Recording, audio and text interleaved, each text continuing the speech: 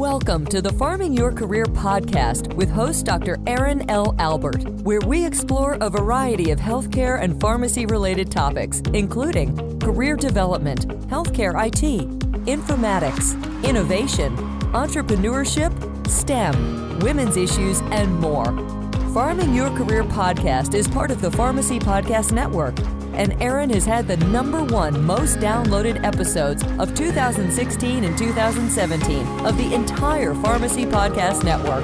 Now, here's your host, Dr. Aaron L. Albert. This episode is brought to you by my online teachable course, 57 Cool Jobs for Pharmacists. Of course, our topic today is one that we can definitely discuss one-on-one as part of my course. Head on over to farmllc.teachable.com. Click on all courses, and my 57 Cool Jobs for Pharmacists course is there.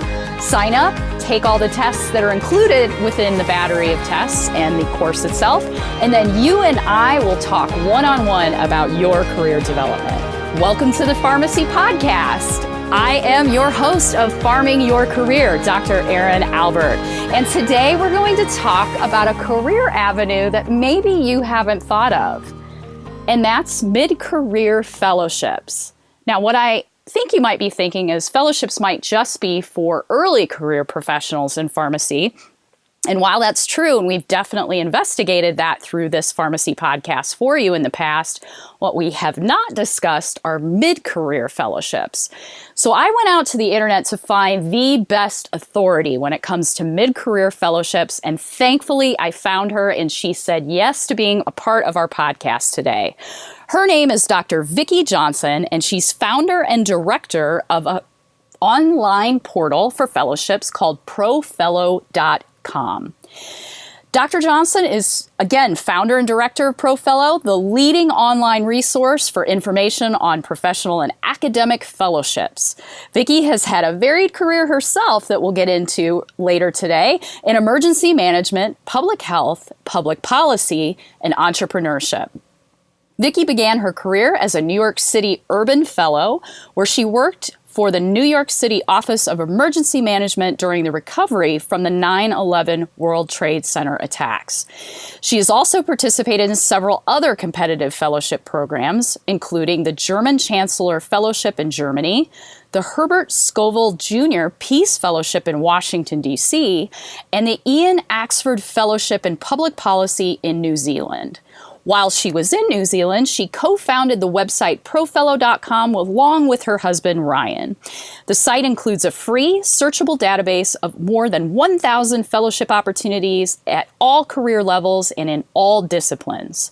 Vicky herself has a BA in government from Cornell University, an MSc in public health from the London School of Hygiene and Tropical Medicine, and a PhD in emergency management from Massey University in Wellington, New Zealand. Give a listen to hear more about mid-career fellowships with Dr. Vicky Johnson.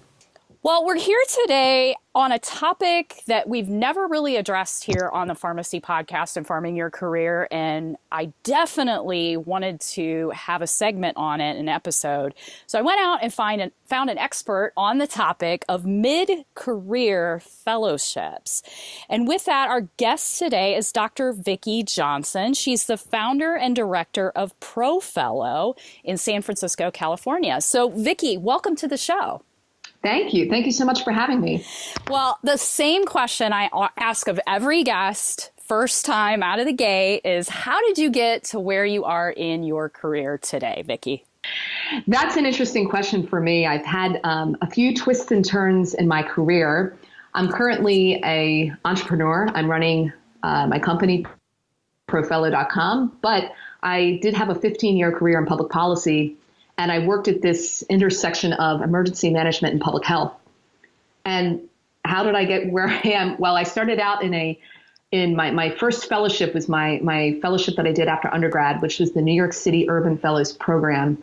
I was a government major, and I didn't quite know what I wanted to do long term, but it was a dream job, really, because what they do is place recent college graduates in New York City government agencies. And I started that fellowship in 2001, just 2 weeks before 9/11 happened. Oh, wow. So, yes, not only was I a witness to 9/11 in downtown Manhattan, they hadn't placed us in our placements yet. And so I put as my top choice the New York City Office of Emergency Management. And so then suddenly my career went in a direction that I never even imagined. So I ended up in the next 15 years working in emergency management, and I got into the field of public policy, which is what I was really interested in. And I did a couple of fellowships early in my career, those early career fellowships that you could do. And I even spent a year abroad on a fellowship in Germany and developed an expertise in this area of public health preparedness. And then at the age of 30, I was appointed to be policy director of a Congressional Commission on Children in Disasters. And at that point, I was really kind of hitting my stride. But then I decided to do a mid-career fellowship called the Ian Axford Fellowship in Public Policy, which is a 7-month fellowship in New Zealand to do policy research. It was sort of a dream to go to a place like New Zealand and spend some time there. So I did that, and I actually ended up doing my PhD there in social psychology and emergency management. And this is going to be a long story, but to end it, I ended up founding ProFellow while I was in New Zealand with my husband, Ryan, and it really took off. And so now I've made a total career change into entrepreneurship. Wow. That is exciting. Okay, really quick, what was the name of your mid-career fellowship? Because the Skype hiccuped there for a second. Oh, sure. Ian Axford Fellowship in Public Policy. Excellent. Okay. So take us on the journey of discovering these fellowships, and then more importantly, how you came about the idea of starting ProFellow. Sure. Well, the first fellowship that I found, the Urban Fellows Program, was in a paper brochure in the university career office. And it was just sort of serendipitous. And once I did that one fellowship and had a life-changing experience, I was really interested to see if there was other programs like that, a short-term experience with a high-level placement. So I started to look around, did deep internet searches, and this is back in the early 2000s. So, the internet is a little different now.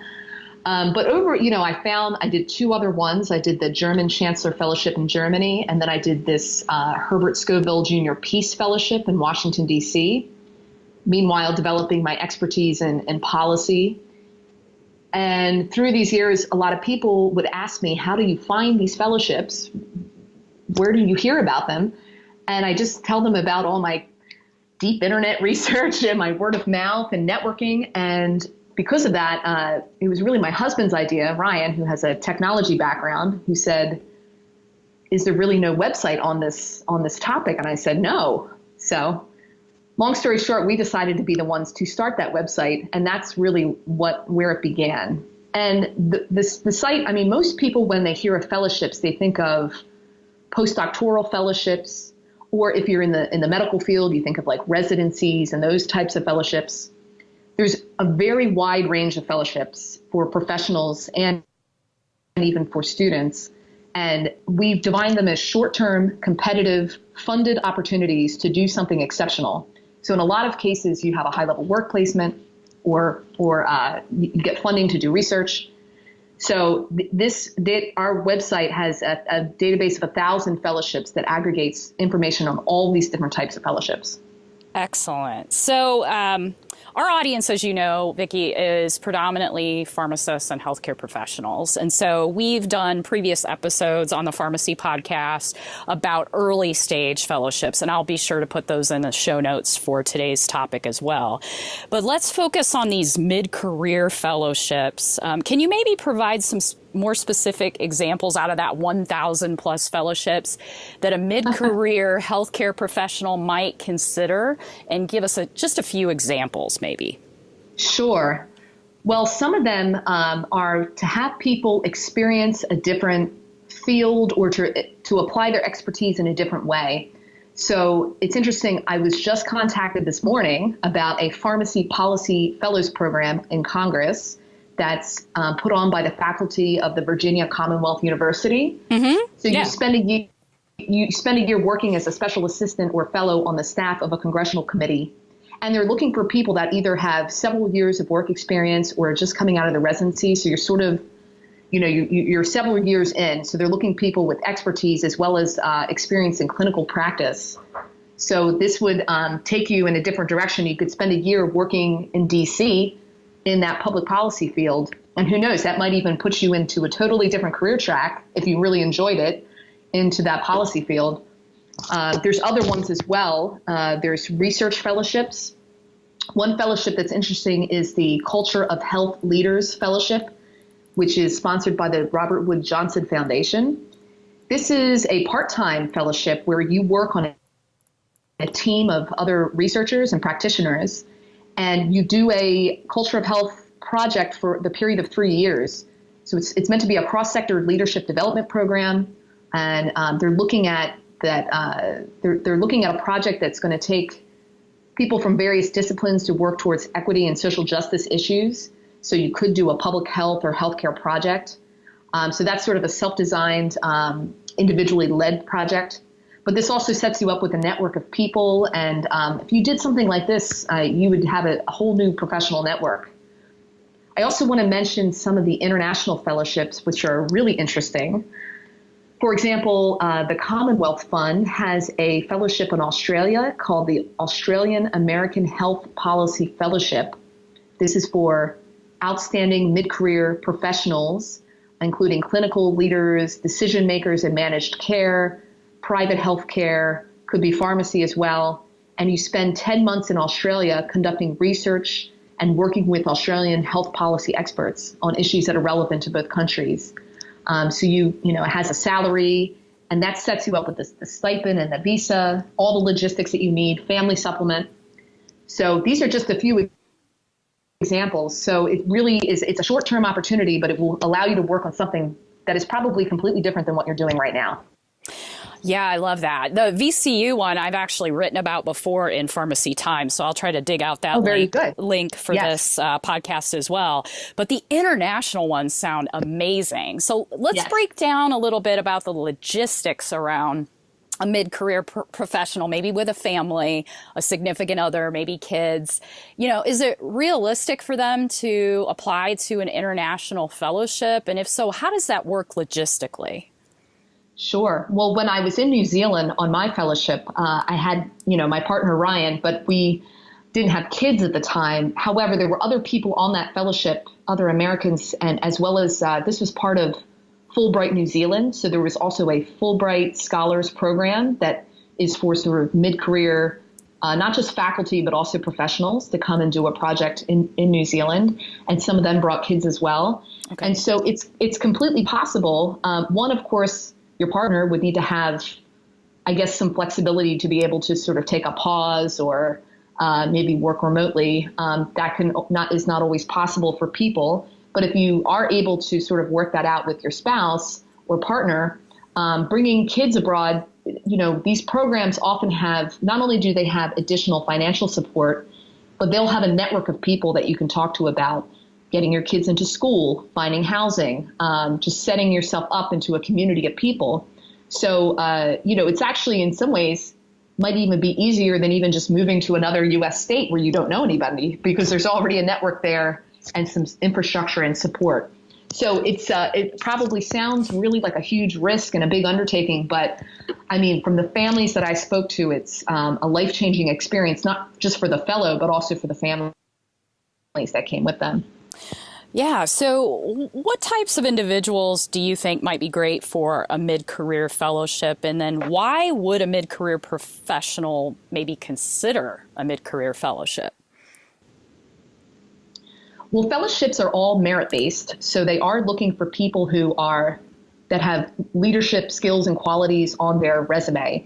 So if you're somebody who's, very motivated and you're doing a lot of leadership roles and thinking about how to expand your career and experiences and your skills, you could be a great fit for a fellowship. Also, almost all fellowships are in the social impact realm. I mean, every fellowship has, in some ways, a social impact mission, I would say. So whether it's international diplomacy or it's health policy impacts, or, you're doing research and cutting edge research, usually there's some sort of, someone who is socially conscious and wants to work in that field, this could be a great fit for you. And of course, it has to be somebody who's adventurous and probably not overly risk adverse, because of course it's a short-term experience. So maybe you're thinking you're either taking a pause on a current career track or exploring something new. The fellowship could take you in a totally different direction in your career. So if that's the kind of thing that you're looking for, I would definitely recommend that you check out fellowships. And I think you should consider one if you're moving up in a very linear career track and feeling like you may have missed out on some other interesting opportunities, a fellowship can give you that kind of short-term experience. For example, let's say you had thought about policy, but ended up going into a more clinical practice track. There is these short-term fellowships that would allow you to get a taste of that and see, and even get that experience, and maybe that experience is all you need. So that's why you could consider it. I mean, they also, because they're competitive and prestigious, they look very good on your resume, and they open up all sorts of doors. They expand your professional network. So, of course, I can't recommend them highly enough. Yeah, and that kind of leads to my next question for you. It's how competitive are these truly? And, is it a process where sometimes you have to apply multiple times to fellowships before they'll consider you? Or how competitive is it realistically? It really depends on how well known the fellowship is. You would be surprised. Some are, only get a few applicants a year, and then others get thousands of applicants. It's difficult. So it ranges. I think the year that I applied for my Ian Axford Fellowship, I discovered 4 of us won the fellowship, 25 people applied. I mean, that's not too bad of a competitive nature, but over the years, it goes back and forth. Sometimes they have large groups of applicants, sometimes they have very few. So you never know. But yeah, they are competitive. You may have to apply more than once if it's something you're really interested in. But I have a couple tips on how to make your application stand out if you want me to go into that. Absolutely.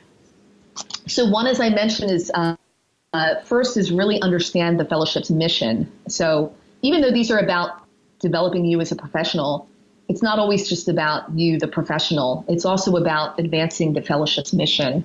A lot of these fellowships are sponsored by either foundations or government agencies or nonprofit organizations, and those groups have a mission. So understand, what are they trying to achieve, because they're making an investment in you with the hopes that something will come out of that long term.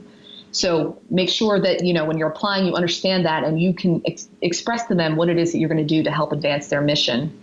Secondly, speak to at least 3 former fellows of the program. There's ways to get introductions. We have networks throughout ProFellow. And you can also find people, you can find them through the fellowship organization, you can find them on LinkedIn, even a Google search, but it's really important to speak to at least 3.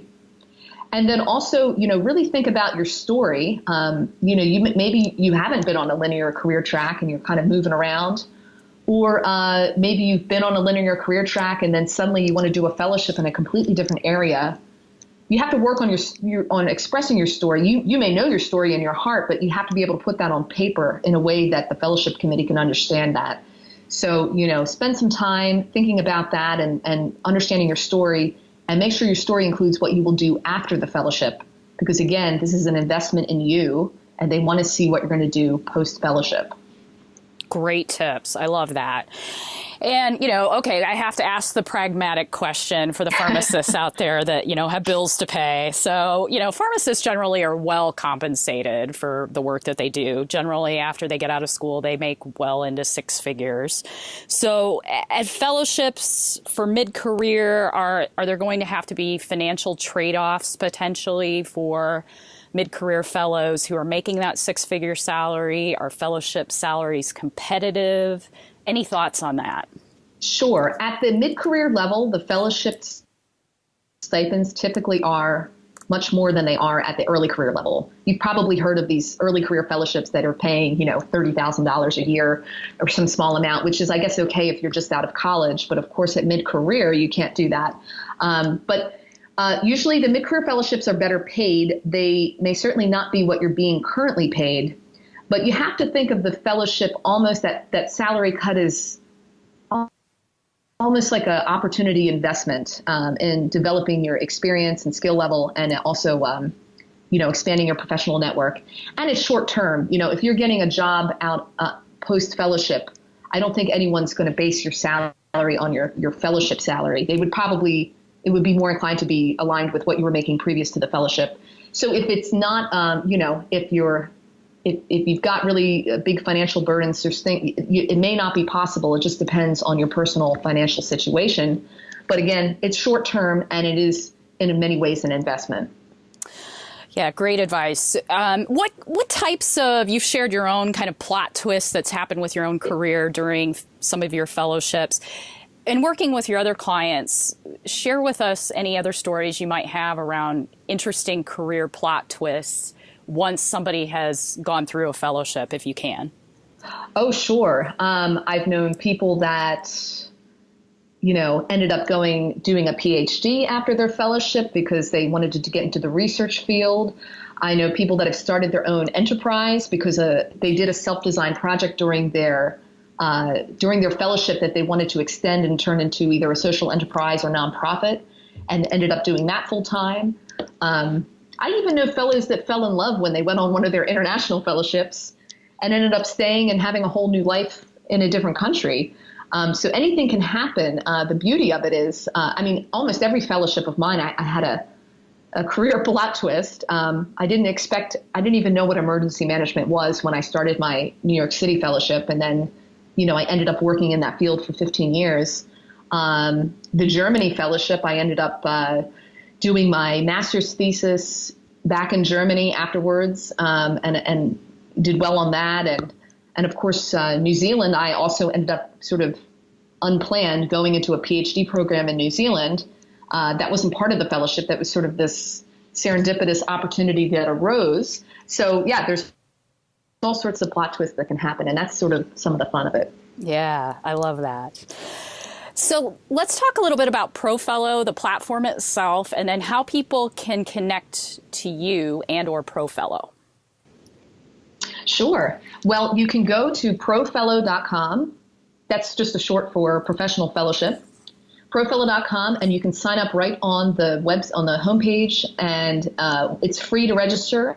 And once you're registered, you can search and bookmark fellowships to your profile.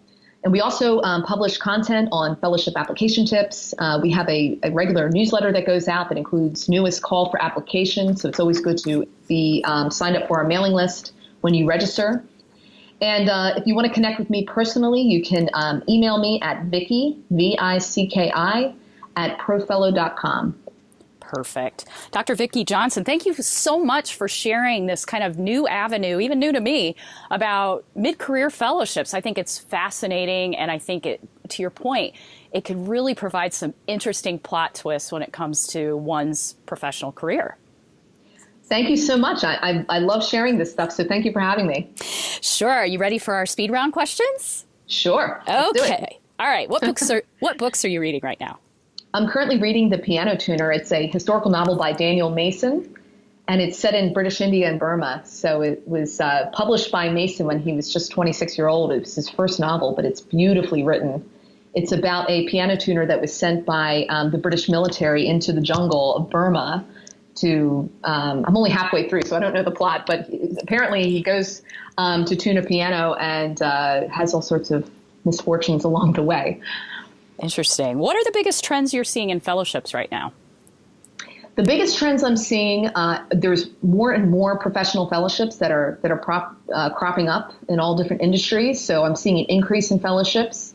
And also fellowships are becoming more well known, hopefully because of sites like ours, ProFellow, to help people. They used to be historically, I think, just sort of a word of mouth and sort of only accessible by privileged groups. And I think now, you're seeing a lot more diversity and people from different backgrounds getting into fellowship programs. So that really makes me pleased.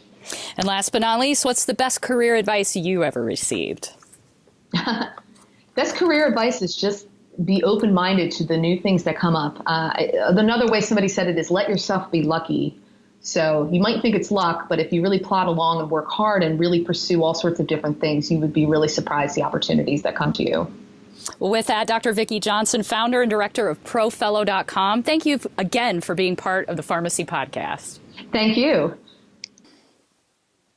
Thanks for listening to another episode of Farming Your Career. I'm Dr. Erin Albert.